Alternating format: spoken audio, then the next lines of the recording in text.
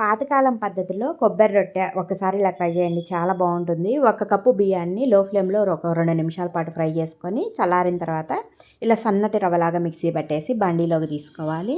ఒక అరచిప్ప పచ్చి కొబ్బరిని కూడా చిన్న ముక్కలుగా కట్ చేసి మిక్సీ జార్‌లోకి వేసుకొని మరీ మెత్తగా కాకుండా కాస్త కోర్సుగా మిక్సీ పట్టేసి ఈ కొబ్బరినంతా కూడా బియ్యపు రవ్వలోకి వేసుకోవాలి. మనం ఏ కప్పుతో అయితే బియ్యాన్ని తీసుకున్నామో అదే కప్పుతోటి ఒక కప్పు బెల్లం తురుము, పావు టీ స్పూన్ యాలకుల పొడి, ఒక 2 టేబుల్ స్పూన్లు పచ్చిశనగపప్పుని ఒక గంట ముందు నానబెట్టి ఉంచాను.